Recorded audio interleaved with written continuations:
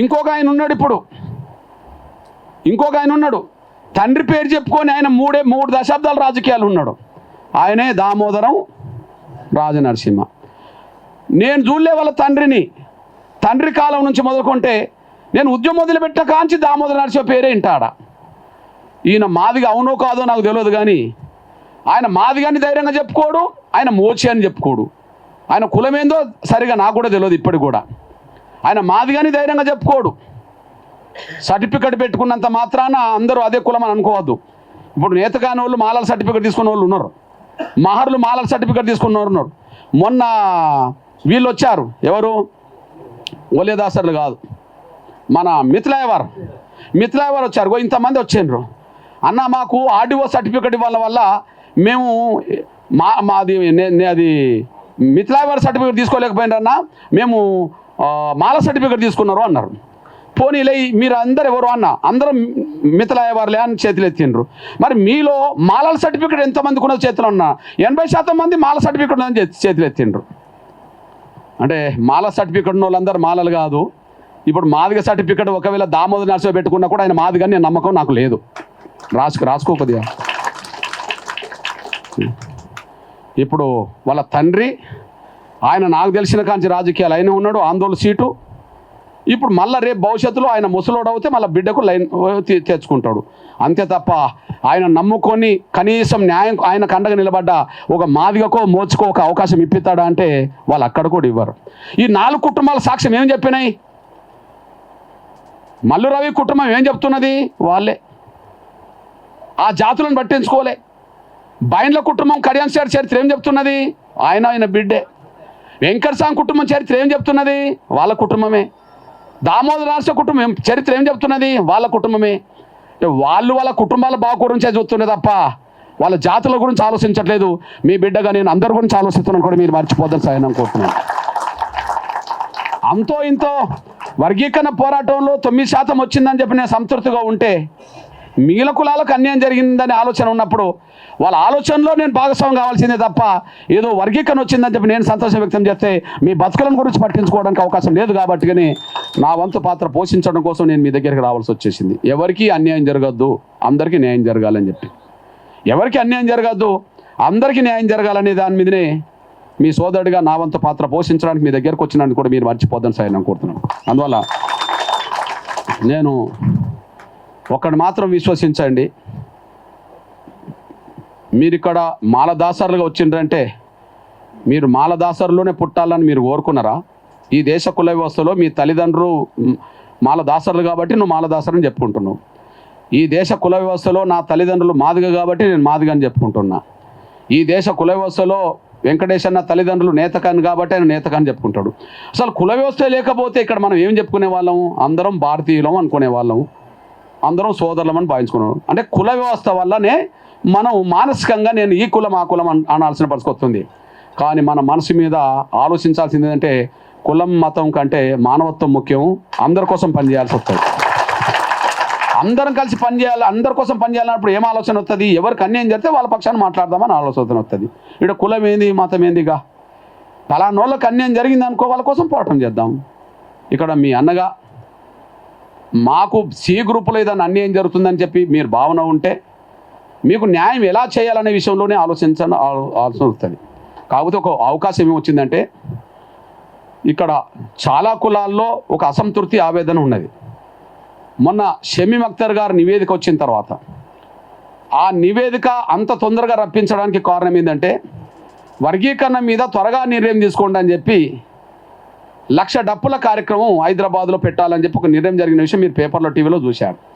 చూసిన వాళ్ళందరూ చేతులు ఎత్తండి. మరి ఎందుకు రాలే మీరు? ఇది కరెక్టే, ఇప్పుడు తెలిసిపోయింది. Okay okay okay, no problem. అరే నా సోదరులే, మనం మాట్లాడుకుంటున్నాం ఇక్కడ, అంతే, సమస్య లేదు. మనం మాట్లాడుకుంటాం, ఎన్నున్నా మనం మాట్లాడుకుందాం, ఏం తప్పేం లేదు. ఓకే, పెట్టేటప్పటికి గవర్నమెంట్కి అర్థమైపోయింది 1,00,000 డప్పులు రాబోతున్నాయి హైదరాబాద్లో అని చెప్పి. ఈ 1,00,000 డప్పులు హైదరాబాద్ వస్తే మళ్ళీ ఏం జరుగుతుందని చెప్పి కొంత భయం గవర్నమెంట్కి పడ్డది. ఇంటెలిజెన్స్ రిపోర్ట్ వెళ్ళిపోయింది. అమ్మో, ఆ డప్పులు రాకముందే, ఆ మీటింగ్ జరగకముందే ఏదో చేద్దామని చెప్పి షమీ అఖ్తర్ కమిషన్ నివేదికను 3వ తారీఖు నాడు రప్పించుకున్నారు. 4వ తారీఖు నాడు క్యాబినెట్లో పెట్టారు. అదే రోజు అసెంబ్లీ తీర్మానం చేశారు. మరి స్టడీ ఎప్పుడు చేసిండ్రు? 3వ తారీఖు నాడు సాయంత్రం పూట నివేదిక సబ్ కమిటీకి అందింది. సబ్ కమిటీకి అందడం అంటే సబ్ కమిటీ దాని మీద కూర్చొని అధ్యయనం చేయాలా వద్దా? అధ్యయనం చేసే దాఖలాలు లేవు. ఉదయం 10 గంటల నుంచే మళ్ళీ సమావేశం క్యాబినెట్ మొదలైంది. క్యాబినెట్ సమావేశంలో చర్చ బలంగా జరగాలన్నా వద్దా? అసలు 199 పేజీలకు పైగా నివేదిక ఉన్నది. అందరూ చదువుకోవాలా వద్దా? అది చదువుకోలేదు. వెంటనే దాన్ని అసెంబ్లీలో ఆమోదించిండ్రు. అసెంబ్లీలో ఆమోదించిన దాని ప్రకారం అందరికీ న్యాయం జరగలేదనే విషయం మనకు అర్థమైపోయింది.